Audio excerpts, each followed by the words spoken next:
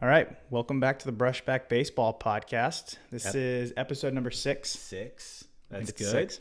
I'm glad I'm actually here today because I don't know if people noticed last week, but I was struggling to get through. I had this terrible nasal drip. I still have it a little bit, but I couldn't talk. So Tyler actually did a great job cutting like 10 different times. Yeah, he's giving me extra work each time he had to cut. So I'm hopefully today's better.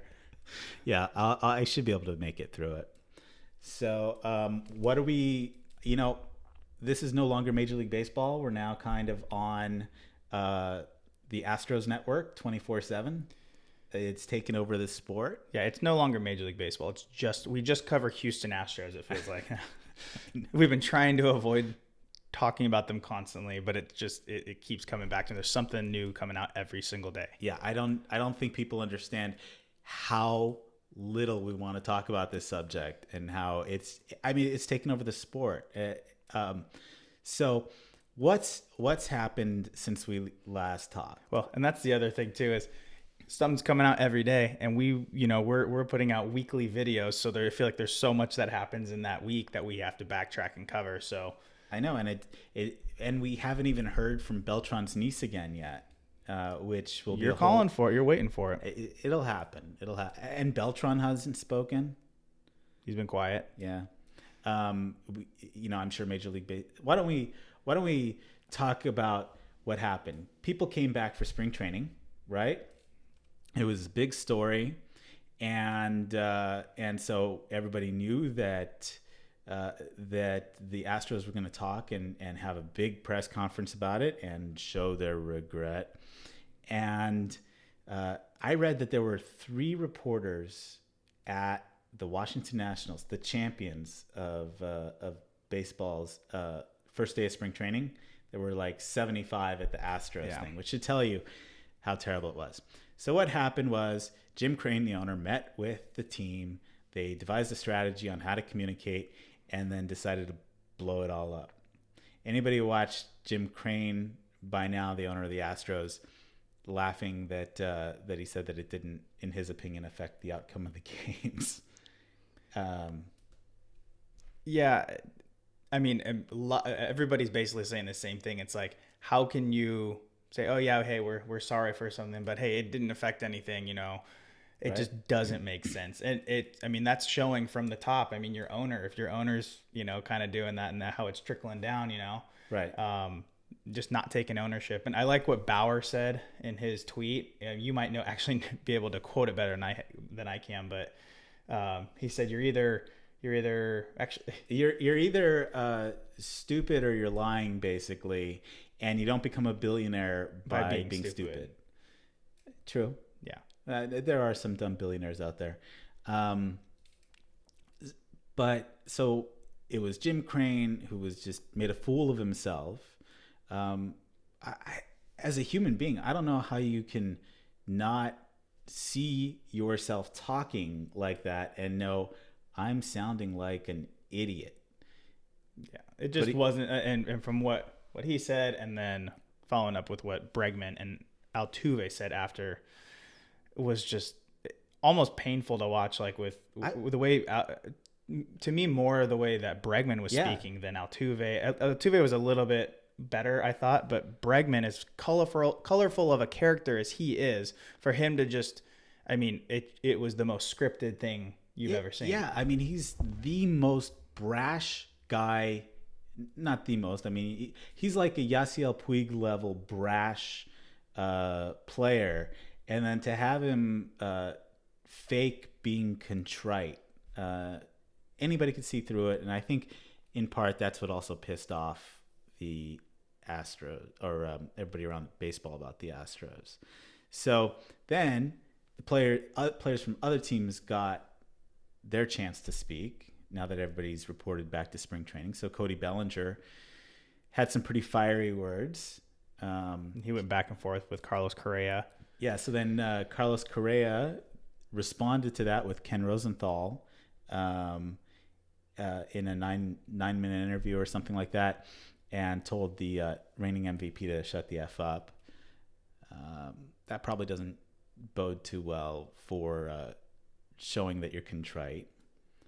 And then, I don't know if you saw this. This was great. With the Ken Rosenthal interview, Ken asked, did you guys have their signs in the playoffs? And Correa said no, which ends up being a lie that Manfred shot down. But if you listen to his voice, it's a 9-minute interview. It's at 1 minute and 45 seconds. He sounds like Mickey Mouse on helium. No. I gotta go back and listen to it now. Maybe I'll put a link in it. Yeah, it's terrible. And then it just went from there. You had, what did Judge say? I mean, basically the same thing. They started asking, I forget who was interviewing him, but how he took down a tweet congratulating Jose Altuve back in when he won the 2017 AL MVP.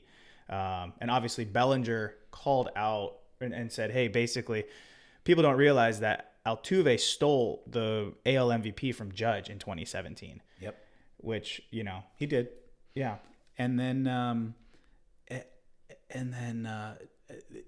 I think the biggest signal is Mike Trout too. Yeah. Consensus top player in baseball says that trophy should be stripped. And for me, hearing Trout chime in on this was the kind of like really solidifies how much of an impact this is having. Trout, who is always, he's the poster boy for how you should be in the public, and he doesn't say much. Everything's always positive, but when he's coming out and saying this, that speaks volumes. And that if the best player in baseball is feeling this way, it's kind of widespread across for all the players. And then Justin Turner decided to expand and took direct hits on Manfred too, after Manfred said something stupid, which was that it's just the trophy is a piece of metal. I kind of get that in a way. It's a stupid way of saying it, but and the players, that's what they go for. But in today's social media world, you're pretty much nobody is gonna think that the trophy's worth anything. Yeah, but I thought Manfred just chose poor words there. I don't think he actually was trying to obviously devalue the World Series trophy, and I thought his apology saying, hey, I should have phrased it in a different manner, but I was trying to make a point. Yeah. So I kind of believe in there, but you still can't say that as the commissioner. No. And that, there's a funny life lesson in this too, is you have all these people, including Manfred, making tens of millions of dollars a year, and they still say some of the dumbest stuff. So for anybody out there who doesn't have the confidence to start their own business or anything, trust me, there are a lot dumber people making a lot more money that if you just focus on you. So you're telling me I could be the commissioner? I should go for that, because I've also heard his he might be out of a job if he doesn't handle this the right way. Well, I think we need to dominate the podcast game and then run a half podcast, half commissioner's office. There we go. I'll take over Joe Torre's. I might not be able to do the podcast much anymore. Why not? Well, I might, I can't reveal some things, it'd be a conflict of interest. That's fine. I'll take over Joe Torre's job. I'll start banning Trevor Bauer every game for maybe trying to throw at somebody. There you go. And then who else did you have? Well, you mean that spoke out? Yeah. Turner, yeah. Markakis, though. You want to cover Markakis? Oh yeah, Markakis basically said they need to be beat up, whether with baseballs or otherwise, and that's pretty strong. This is again the problem with Manfred and not taking away the title. If you're not going to punish the players, and the cheating happened in the playoffs, the series title should be vacated. That's what I said in episode 1, and it's not like I'm some magic foreteller. It's what's right and wrong, simply. So I think it's what happens is you get people getting too aggressive the other way, and then somebody could get hurt. There was a pitching coach that I had heard about, and he goes about people don't realize this. When I throw batting practice, I have an L screen in front of me. I think Turner was saying, or maybe Turner was saying, yeah, you see that when guys are throwing live batting practice in the spring, like right now, they have an L screen in front of them, and that's for a reason. He was saying that thinking, hey, it could be a danger. On the flip side, if a batter knows what's coming and he's on one and he hits a rocket back at the middle, hits somebody, he's like, it's that could be a danger. Somebody didn't get beamed in the head. Yeah. So can you imagine if that happened and then it came back knowing that they knew all that? Yeah. It that pitcher would then have literally tens of millions of dollars in legal claims. And Turner too also said, he's a huge Miami Dolphins fan, and Dan Marino's career was defined by not winning a championship. Charles Barkley in basketball was defined by not winning a championship. This affects guys' careers. And the biggest name, Kershaw. Kershaw keeps getting brought up because he's been single-handedly beat by the Astros in that playoffs, and that was kind of where he's like Marino couldn't put it together in playoffs. Yeah. So, and it got sillier as the thing went along, because that Ken Rosenthal interview with Correa, he's also talking about how Altuve got a terrible tattoo, and then people are doing still frames of his shirt when he's hugging the shirt. I know. And people are dissecting every little piece that they can now just to try. And there were a bunch of memes that were like, Carlos Correa, hey Jose, you need to get a tattoo. Why? I don't want a tattoo. Well, you kind of have to now. I'll drive. Well, tell me, how do you feel about Correa? How he kind of came and defended Altuve like that? I mean, if it's the tattoo, let's just say that's all. Let's just assume it's 100% true and everything. Why wouldn't Altuve say something, or why does Correa feel the need to come out and say something about that? I think because the determination was made that Jose was more guilty than most with Bregman, and that somebody should be his speaker, and Correa was going to be his speaker. But the problem is, you will probably appreciate this. Anybody that plays baseball or sports at that level appreciates the competitive juices start going. So whereas he sounded great the first day after the Bregman interview, Correa sounded apologetic. Yeah, because everybody was saying he gave the most genuine interview. And then Cody Bellinger gives his response. Then the competitive juices of, I'm not going to let this guy show me up as a baseball player, start hitting. And that's why he went into his hyper-aggressive mode, which made it worse. Yeah, because that's the thing. It's like, I mean, I guess I like the fact that he's going to defend his teammate about Altuve, and which is what he would do in a clubhouse, right? But in this situation, just silence is probably golden. Do you know the smartest comment or the smartest response I heard was yesterday? Somebody asked Dusty Baker about Markakis's comments, and Dusty Baker said, I'm not going to comment on everybody's comments, which is the smartest thing. And we talked about how smart Dusty is. Yeah. That's the thing. If they said, look, we're sorry, we went, it would even make more sense if they would say, look, baseball is such a competitive sport. Everybody thinks that everybody's stealing. Our desire to win clouded our judgment, and for that we're sorry. And that's the only comment that they end up giving. I think a lot of this would have gone away a lot quicker. Yeah. I don't know who's charging Jim Crane millions of dollars for crisis management, but he ought to get his money back, because it's just bad. Yeah. Starts from the top down right there. Yep. And that's the problem. It just goes. So Dusty Baker's good. I think the new GM is good, but you're still going to have problems as long as Jim Crane keeps his mouth going. Yeah. So. I thought obviously we've talked about Dusty, but also what he also said too with, he's like, what's your response to Markakis saying everyone needs to get beat up? And he said, yeah, I don't do that. But he said, yeah, let him come beat us. Right. Come beat us up. Yeah, I love that Vegas or some online places are having over-unders on the amount of hit batsmen this year. 83.5 is the number. I don't know. Really? Yeah, maybe if there's a gambler out there that's listening to us, you'll tell us which way to lay that. I'll take the under. You'll take the under? Yeah. Yeah, I think you're going to get a few guys, especially in spring training, that take their shot. But after that... No consequence, basically. Yeah. Right? Well... I mean, nothing... Now, here's an interesting thing. The players didn't get suspended in the Astros debacle because management didn't tell it to the players. Right? Management didn't communicate the new video rules to the Astros players for 2017. Okay. That's why they were spared of suspensions. If, let's say... I thought they were spared suspensions because the union, they negotiated that with Manfred, saying that they need to have... Immunity. Well, the immunity was because the players never got the memo. Okay. So they would be suspended for something they didn't know was against the rules, is the argument. And the union would have likely won on that. Here's an interesting question I have for you.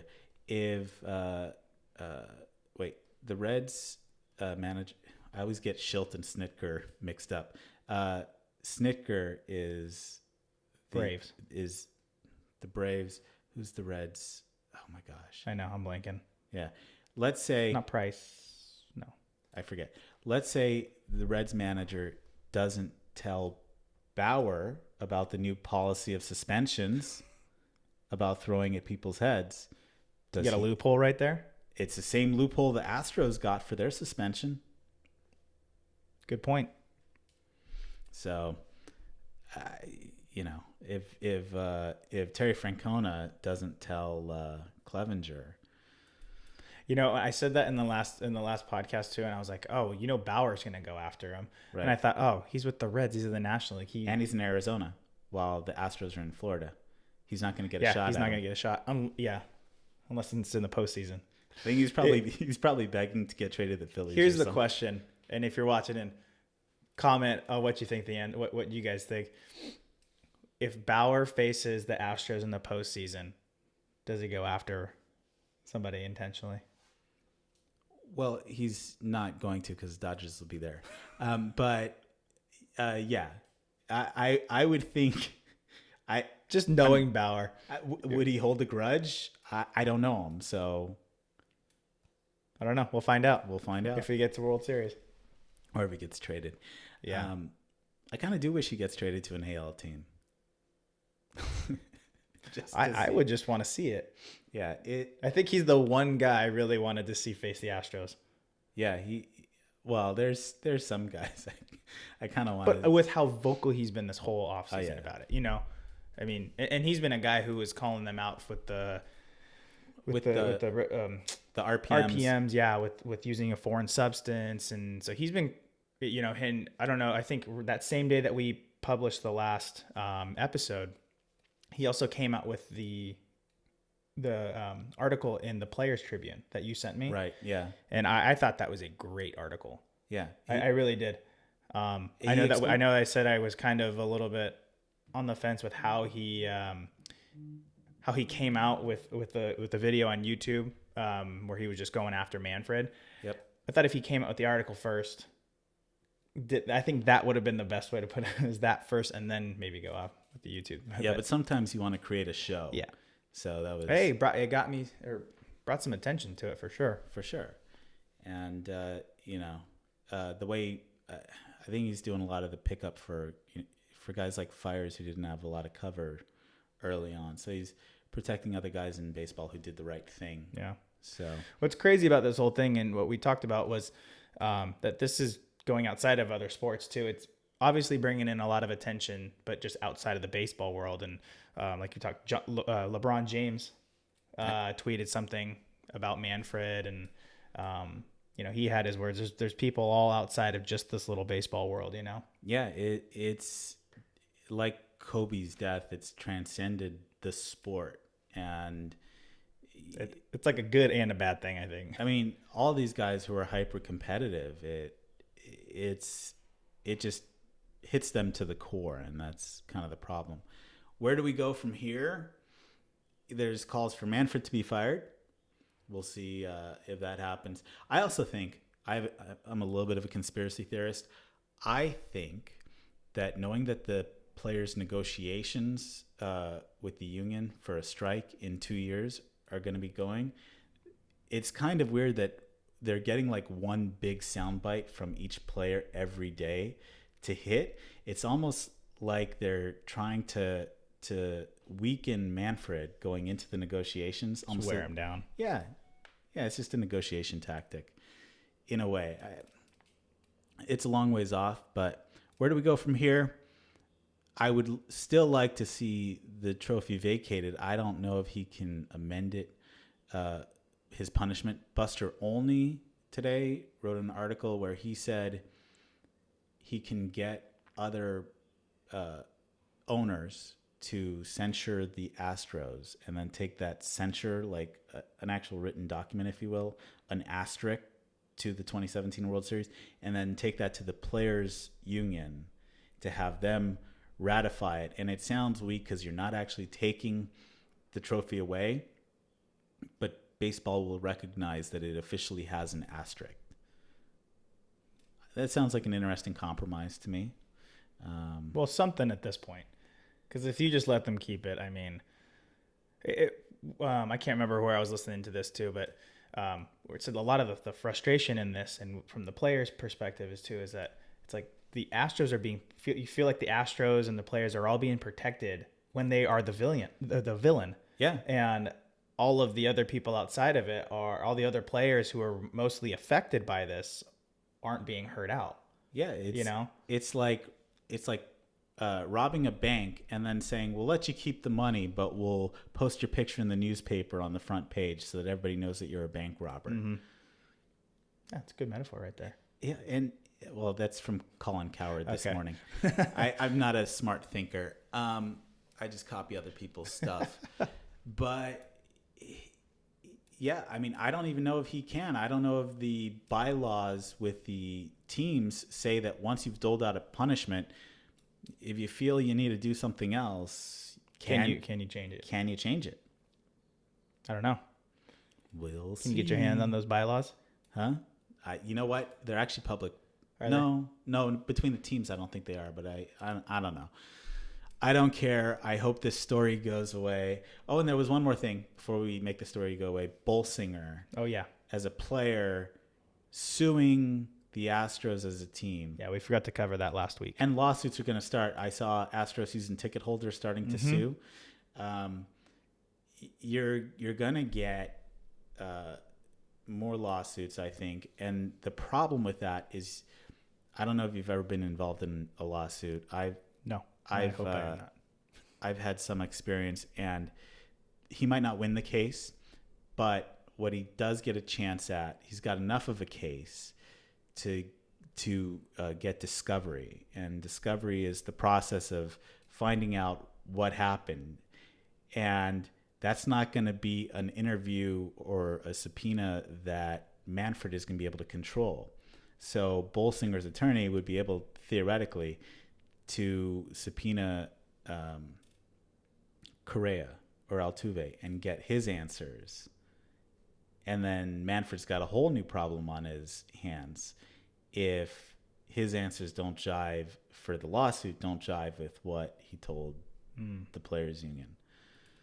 So hopefully, again, this story goes away, because you know what? It's spring training. So why don't we actually cover baseball? Yeah. The actual real game. Right. Oh, let's transition to a different story before we get to spring training. I think this is something you can appreciate. Hopefully people out there can appreciate it. Minor league baseball players, even after this, are underpaid for what they put in and everything. But they are getting pay bumps starting in 2021. Yeah, I forget. It was between 50 to 72% of an increase, which of nothing. It's something. It's something. It's a step in the right direction for sure. I mean, I don't ever expect a minor league player to be paid near You're chasing a dream, right? But you just have to be over the threshold of minimum wage, which they're technically under if you look at how many hours right, you're actually working. Yeah, And I don't know if this bump gets them over there or even close or what. I didn't look at that, but I don't think so. But I'm just happy that I think it's being recognized and they're doing something about it. Right. And what was it? You said the Giants they're going even above and beyond, and they're giving each player what, a $500 allowance for what the Giants are doing is they're instituting it this year instead of next year when other teams are doing it. Okay. And giving them an allowance for housing. I don't know what that allowance is. The estimate on total cost, this is the silly thing about the business of baseball. To field 4 minor league teams, AAA, AA, high A, low A, which is what this affects. It doesn't affect short season. Mm-hmm. And have housing accommodations can cost a team between $500,000 to $1 million. So in the scheme of things, in the billions and billions of dollars worth of the business of baseball, this is equivalent to somebody that is a minor league, that is a 26th man on the roster. Interesting point. For 4 complete teams, Mm-hmm. which just shows how little they're getting paid. So when you were in low A or high A, how often would you get paid, and how would you get paid? I don't actually remember, but it was either biweekly. I think it was biweekly. Okay. And I don't remember exact amounts either, but I mean, essentially I was like my rookie ball season. I remember my first check. It was like, I think like $400 or $500 or something. So it started out there, and then you would get like an additional $100 for each year of service that you had. So that would bump up. But I think when I was in low, I think I was probably making like $1,200 a month. And you had a host family that you were with, so you didn't have to worry about it. No, I lived with 4 guys in an apartment, and we all just split it. And I want to say it was about $800. It was about $800 a month because we were in Iowa, and it was not a nice apartment. It was downtown Davenport, not really great, and so we each paid $200 a month just to keep it low. But then you also have obviously your eating expenses, and then your you have to tip the clubbies. But it's just that's part of minor league life. It's not a lot that you have to pay for. I mean, then we're most of us either single guys or just guys living on our own. And we're rarely ever in our apartment, so you don't get furniture. You just have air mattresses, and a TV. And you have like a futon, right? And for the other no furniture. So when, did you have a job, or did some of the other guys have a side job too? No, there's no time for that. So the only time that you get to work then is off season, and you got to make your ends meet in the off season. Yeah. And there are a lot of guys work in the off season. I knew a lot of guys that work because you don't get paid in the off season from Major League Baseball. I think it was Clevenger who said he worked double shift, and then he had to work out at 3 a.m. in the morning, which is what pissed him off. He put that work in, but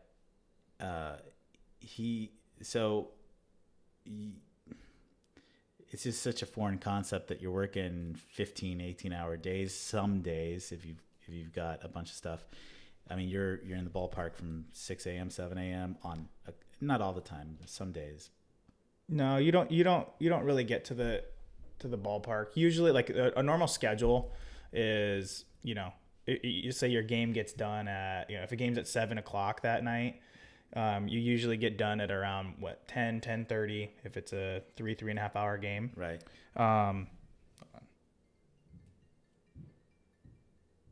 Sorry. So you go till about 10:30. You shower, get something to eat, which they have at the field, and so you're probably at home at 11-ish around there. And if you want any downtime after that, was your kind of time to decompress. So usually we'd stay up till either 1 in the morning, maybe sometimes 2, fall asleep, and then you wake up somewhere around 10, and then you I used to wake up around 10 was usually my kind of time. I never set really an alarm though, so just around 10. Right. And then I would either, probably go into the ballpark around. Your batting practice isn't until like 2-ish or something, 2 What or about 3. gym work? Gym, yeah, it just depended what if you had a workout that day. You'd go usually around the morning, like 10, 11. Sometimes a little later, or it was just kind of like, hey, here's your time, go in and get it done. So you could kind of go in whenever. But yeah, I would probably show up to the ballpark around like 12:30 and just kind of hang out. I like to be around the ballpark, maybe go hit in the cage or just, so essentially, I mean, yeah, you could be there from noon till 10, but there's obviously longer periods of when you're there, but on both sides of it. Right. When you add 2 travel days, when you got to add on top of that too. So Extra innings. yeah. What did you do? Rain delays. What was the longest game extra innings? I remember. It was in Double-A. We were in Tulsa, and this is the a game that we had to leave immediately after. We had to get on a bus and then go to the next town because we had another series in another town. So we were ending in Tulsa. And I think the game went into like the 16th inning, and we had also gone through like several like rain delays because there were just thunderstorms all throughout. So like it was just one of those that just dragged out on and on. But yeah, it was probably like, I don't know. I don't remember exactly. Probably 4.5 plus maybe 5 hours or something. Were you in the game the entire time or? No, because at that point I was a bench guy, so I came in to pinch hit. Actually, in a situation I think where like 2 outs, so the go ahead run was at third or something, and like I popped out or flew out to center, I think, and so I was out the rest of the game though because I was pinch hitting for the pitcher. What do you do that entire time when you're a bench player and you've got a 4.5 hour game? Well, clearly I didn't do it well enough. I know. You're supposed to, I mean, ideally you're kind of locked in. I mean, as a bench guy, you have to stay locked in and kind of ready for your opportunity at any point, Right. Even if a guy just goes down, you got to be ready to go in, or, just knowing when the situation comes up, when you'd possibly pinch hit or go in for a defensive replacement. So, yeah, it's not easy to do. Yeah. That's why when I see those guys who are so good off the bench, I mean, that is one of the most, I think people don't really realize how hard that is. And when guys are good at it, I mean, it's kudos to them. Yeah, I have I still think one of my favorite Dodgers of the early 90s is Dave Hansen. Oh, yeah. Yeah, I remember Dave Hansen. Who was just great at that. I think it was like the Dodger career. He played with the Angels too. Yeah, for a year or two. Mm-hmm.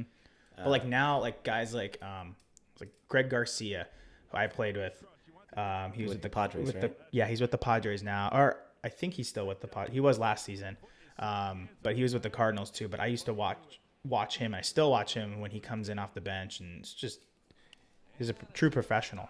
Well, you have, I think, a different dynamic in baseball now. I still appreciate those guys. I think about Olmedo Saenz too, who played with the Dodgers. So what were you gonna say? Well, sorry everyone. My 3-year-old's home with me today, and he needed some help. My 3-year-old. No, I think we were just talking about. I mentioned Greg Garcia.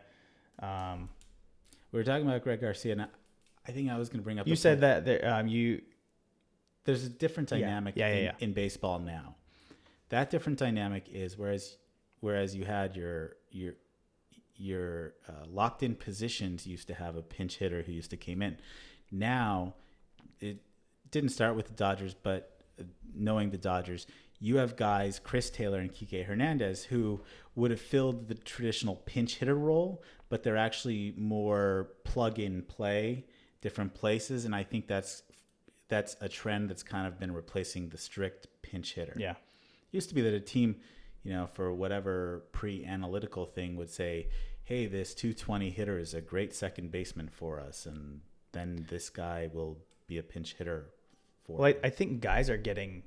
I mean, it's because guys are so good now. I mean, for the Dodgers, like we talked about, and even last week, was those 2 guys off your bench. They're not really. They could be starters on other teams. Yeah, you know, and both of those specifically, they can play multiple positions. They can play basically 5 positions: left, right, second, short, and third, and then on a pinch, center or maybe first. Yeah.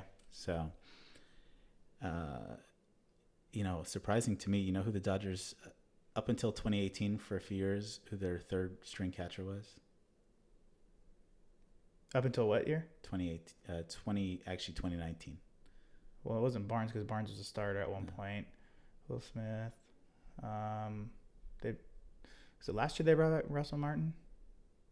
What? Who? It's Yasiel Puig. Oh, that. We've been calling for fans of the Dodgers have been calling for Puig to get into catcher's gear for like. Oh God, that would have. Look, I have an appreciation for catchers because after when my career was tailing off, they were thinking, hey, maybe we're gonna transition me to a catcher because I had a really good arm. Right. And nobody's stealing on Puig. No, but gosh, that is I jumped in when I was in AA and caught bullpens, and my God, I just have a new appreciation. That's with just trying to catch bullpens with guys throwing 95 plus, and just getting thrown into it, never doing it was really tough. I was trying to catch kids throwing 45 on Friday, and they're all over the place. So. Oh, you just get your body just gets like abused, and that's not even catching a full game. That was catching a bullpen, for me. Yeah. So any catchers out there, I totally I played baseball my whole life growing up, and always, I don't think I valued what a catcher does consistently enough. I always knew that obviously it was a huge defensive position, and that was where the value was. But until you get back there and actually do it, I didn't have that appreciation until I did that. Yeah, my stepbrother, I'm not saying anything derogatory, he was not a very good baseball player, but good enough, and he was a catcher, that it got him pretty much a full ride scholarship to an Ivy League school because he was a catcher. I remember hearing an interview with Roy Campanella saying why he became a catcher. He said because this was while segregation was going on still, all the kids in the Negro leagues go to what position you want to play, and nobody was playing catcher. So he said, I'll do it. And then, fastest way to the big leagues is as a catcher. Yeah, either you're a left-hander who throws 100 or you're a catcher. Yeah. And I could do neither.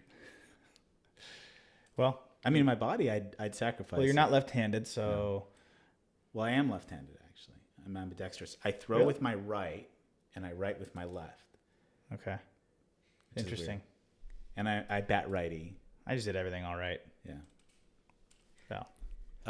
So let's go back to spring training really quick. Sure. So, because this has been the first week, we kind of talked about it. So where are you staying for spring training? Because they've got 6 different classes of teams. Where do they house you first? Well, the team, at least this is from my experience with the Cardinals, they put you up in a hotel, which was just like, a couple blocks away from the stadium. And which they provide breakfast there. No, not breakfast. I'm sorry. They would provide like a dinner after spring training was done, but they'll have a bus. They had a couple shuttle buses, and I remember because you have to be there early and on time, and it's like there's 2 or 3 buses or something that would go at a time, and then they would swing back around. And if you missed that one, you were late basically. So it was like before imperative. Uber too. Oh yeah, definitely. So it's either that or you're calling a cab, right? But yeah, we didn't. You so just much didn't easier miss the first one. Being a baseball player now. Yeah. So the first year, I stayed at the hotel and get the shuttle over there. Or I think a couple of my buddies actually had their cars there, so that would help too. Okay. So it was either one of those two. And then you're there, and then they shuttle you back, and then they have a dinner for you there. Does the team rent out the whole hotel, or are you bunked up with, let's say, Dodger players or no, Florida? But no, because I mean they're further in. Oh yeah, because they're in different cities, huh? Yeah. Well, I guess at that time the Marlins we shared a complex with the Marlins. They still do at Roger Dean Stadium, but no, I think the hotel was exclusively just for Cardinals players. But I mean there were other people there too. Right. Yeah. It was just a regular hotel. Yeah. and most places now offer breakfast for those type standards. But you're there. You're leaving before I think their breakfast is. So what time do you get up most mornings for spring training? I used to get up around 4:30, and I think we'd leave. It only took us like 10-15 minutes, so we'd be out. You don't have to really get ready for us. So I think probably like 4:45 or something. I mean, I know you're going for the game of baseball, but for me, I can never get up at 4:30. 5:30, I do all the time. 4:30, I can't. So then you're at spring training all day long doing different stuff. What time do you get home? Depends on the day, but it depends how many pitchers need to throw in your scrimmages and what field you are on. But like I said, after you do your early work, you do your team fundamentals, you work on your stuff, you hit batting practice, you come in for lunch, you go back out for your scrimmages. Either you sometimes, and you play other teams too, so they'll come, or sometimes you have to go to them too. So like we would go to the close.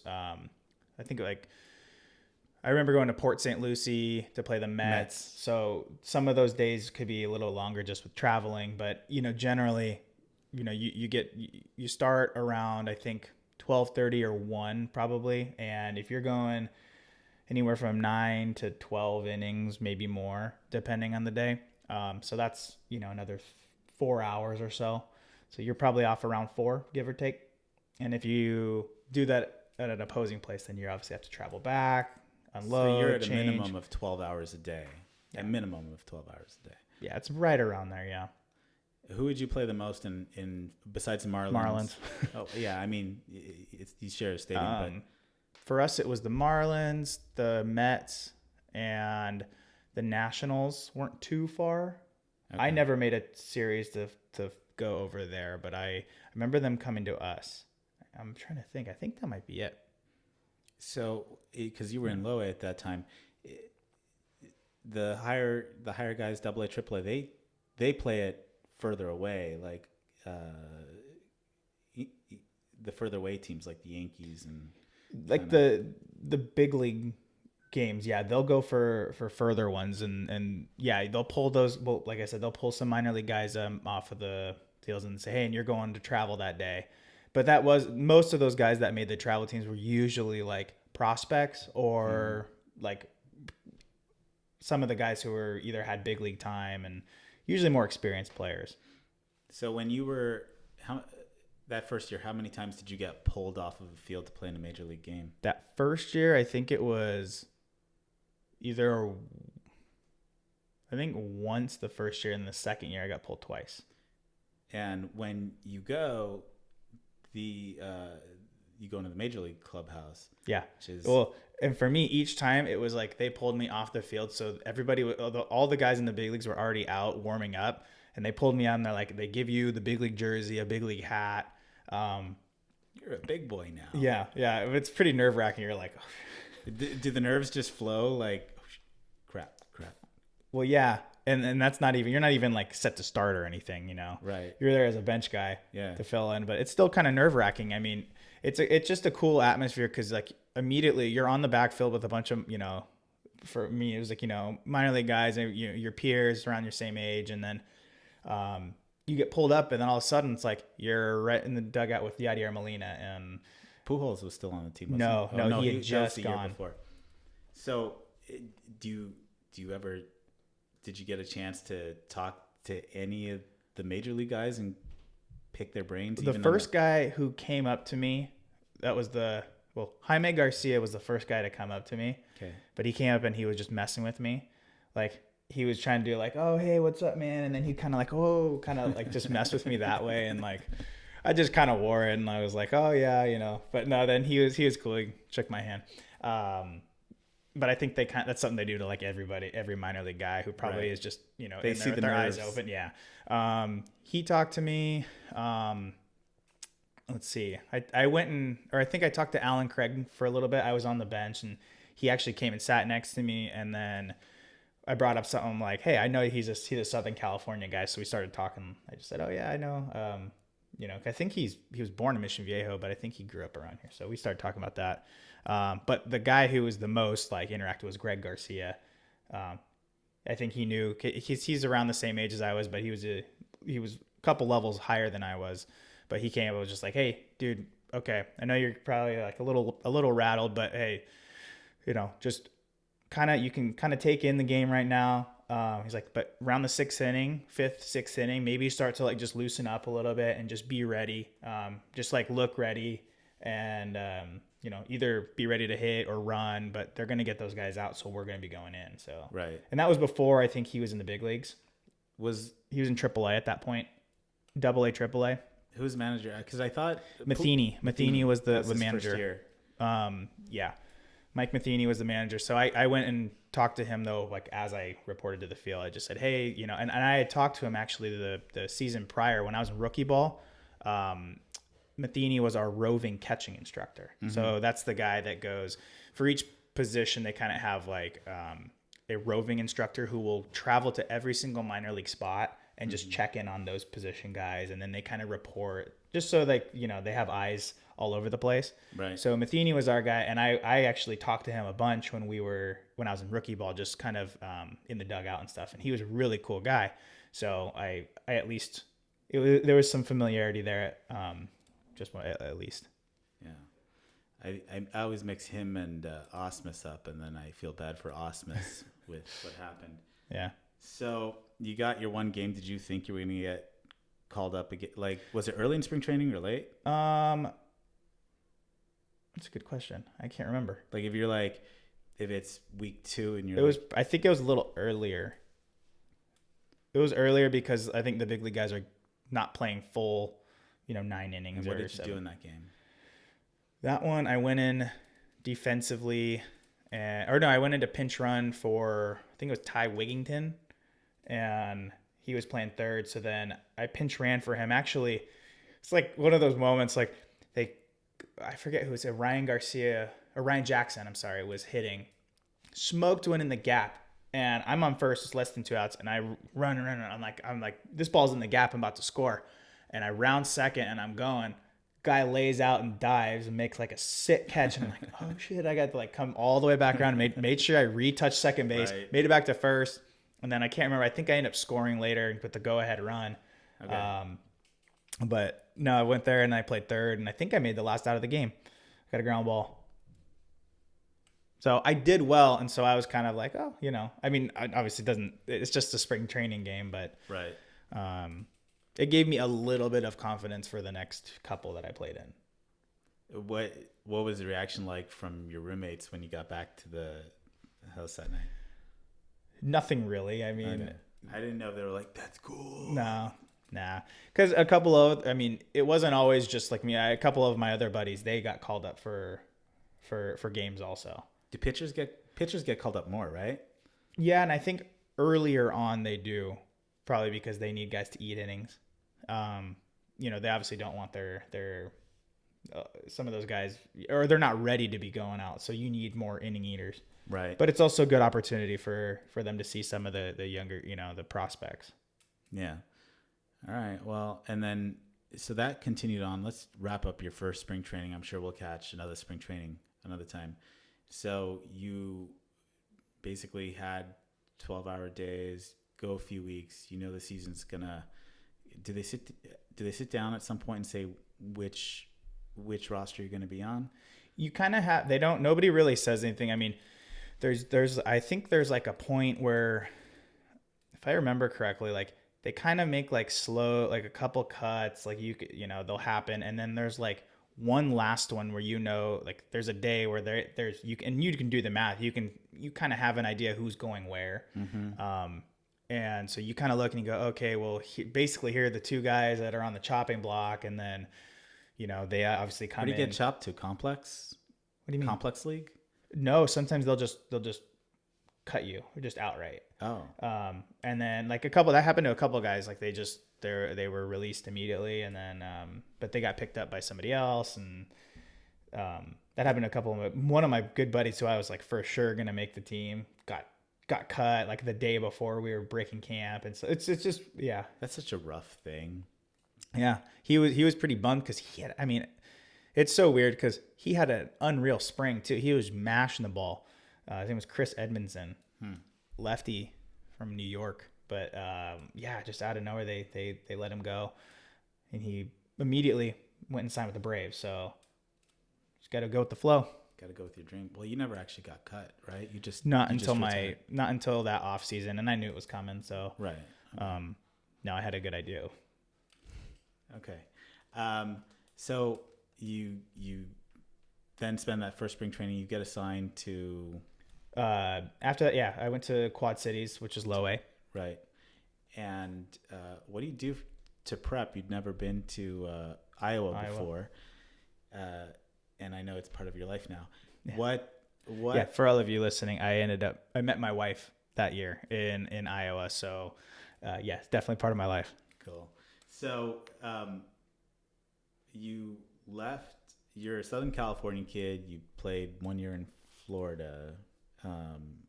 You played spring training in Florida, but you're actually moving and in a way kind of living in Iowa. That's kind of weird. Yeah, but you do your research too, because you obviously know where each level is. So it's like, I went and looked up where every level, what city they're in. I just kind of like did a little bit of research. How far away the McDonald's is from the stadium and all that. Pretty much not too far actually. But no, I mean, you do a little bit of a research, so you're kind of know what to expect. But still, I mean, I had never been to Iowa before, and it was just, I heard and it's for Iowa. flat. Yes, Iowa is completely flat, and there's not much, a lot of farm, obviously a lot of corn. But where we were in Davenport, and my wife will appreciate me saying this, because it was definitely more of like a city feel, and it wasn't like a farm. It was definitely more of like a downtown. So you had a Chipotle. We did, but we had a Chipotle, but it was a little bit farther. So I think you could afford it on $1,200 a month. Yeah, no, I definitely stuck to the fast food lifestyle, I think, or just because it was cheap and quick. Yeah. So that, I think, wraps it up for your spring training. I really want to get into, in another episode, probably as a standalone, the kind of the high and low that we talked about. Your Quad Cities, you get moved on to high A at some point, and how that transitions from a great start to not so great finish. But that'll probably work for a different episode. Yeah, we could probably spend a whole episode talking about that, because that will bring in a lot of the mental game, like we've obviously discussed on prior podcasts, and where I thought I could have done differently, what I could have done differently, knowing what I know now. Got it. All right. Well, I think that wraps it up for this episode. Yep.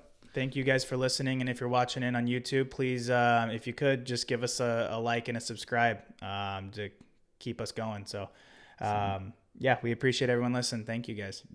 Next one's number 7. And next one's number 7. You had an interesting stat about number 7. Yeah. So we'll cover that stat top of next episode. Yep. All right. Thanks, guys. Thanks.